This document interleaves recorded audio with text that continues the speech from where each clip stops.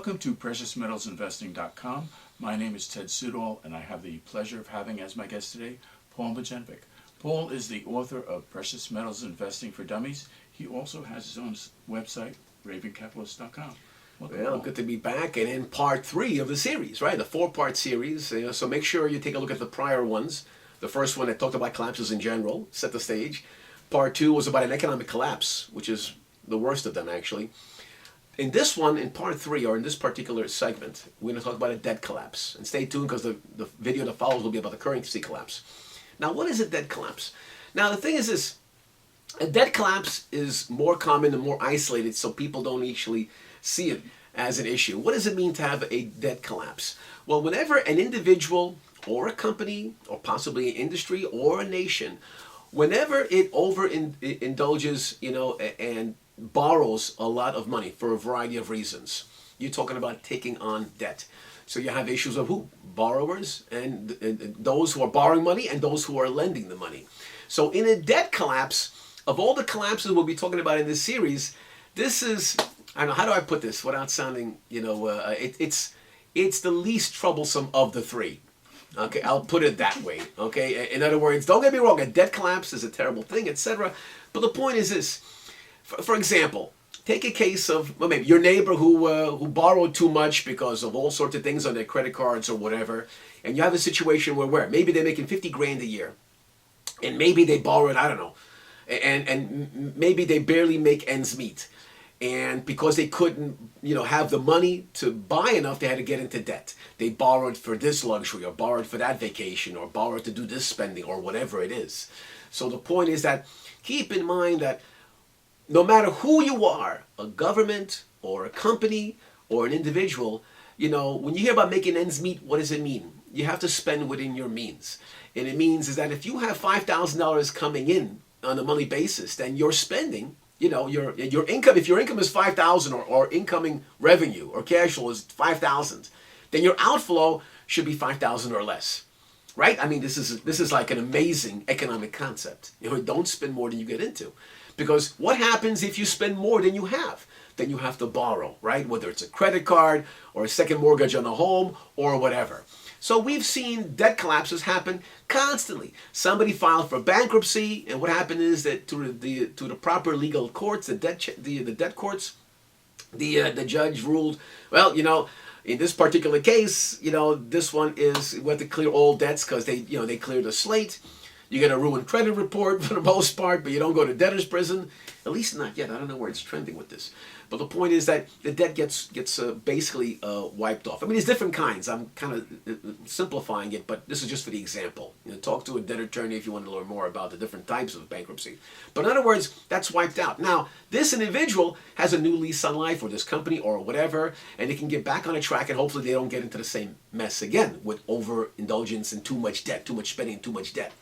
But the thing is this, it's not the same as an economic collapse because, look, the person is still there, their means of income is still there, nothing functionally had changed that much. It's just that the debt was cleared away, it was defaulted on, and basically, written off.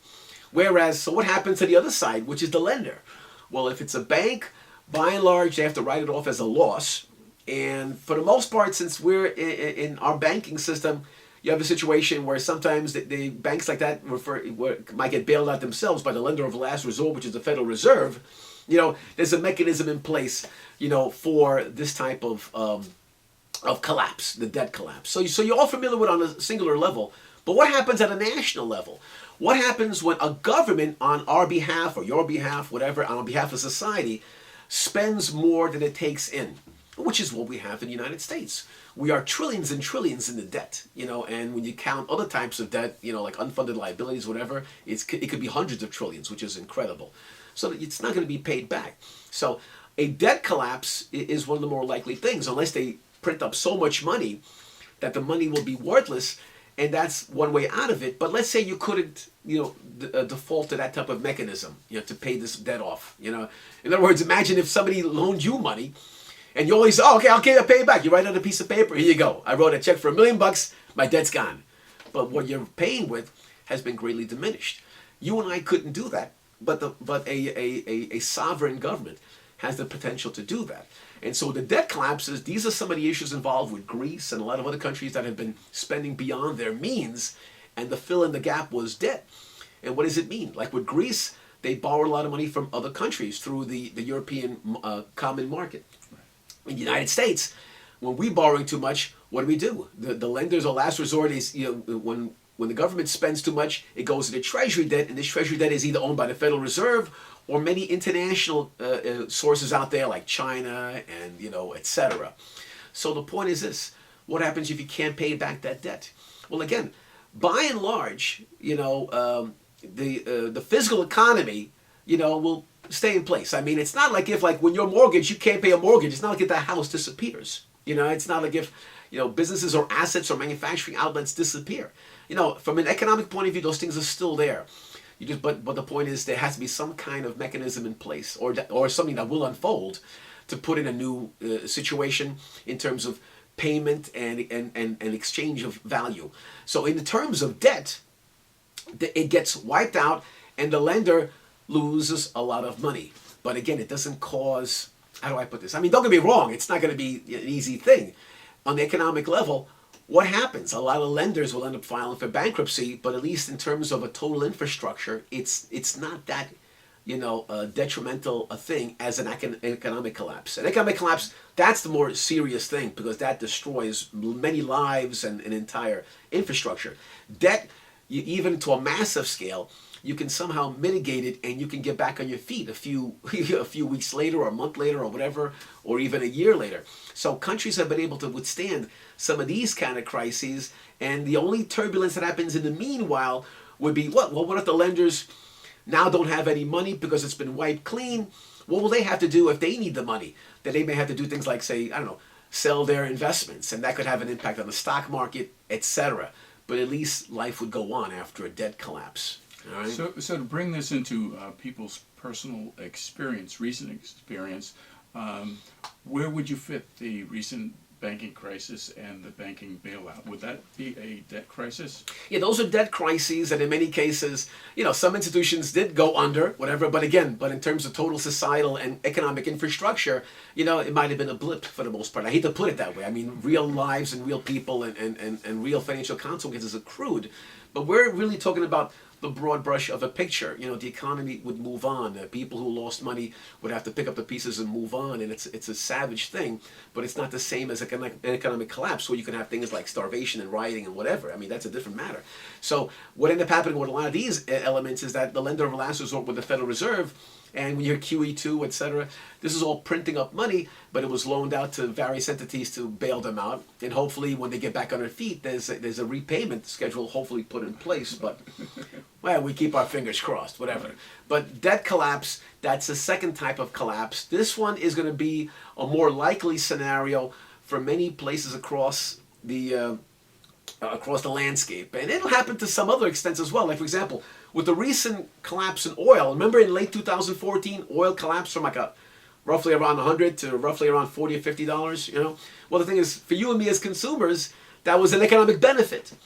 But what happens to those countries, to those companies in the energy industry who say was expecting that oil revenues would be staying intact for the foreseeable future, but they collapsed, which means their revenue fell. And what does it mean?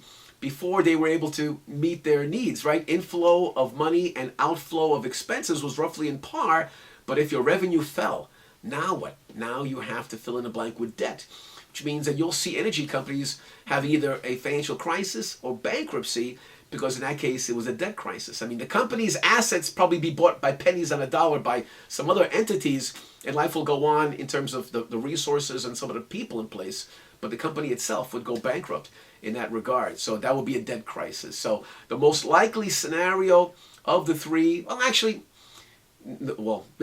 debt crisis is a very likely scenario. It could happen to the United States. It's trending that way.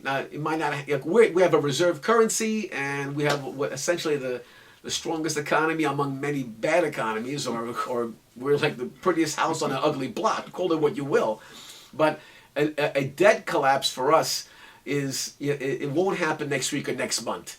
It will be down the road. The way it's trending, it will happen, but it could be a long time in the offing. So we'll have to monitor the situation. Well, Paul, thank you for being with us today at preciousmetalsinvesting.com, and thank you for listening to the third part in our series, and stay tuned for the fourth part. The currency collapse. Oh, we leave the best for last, right? Anyway, see you next time.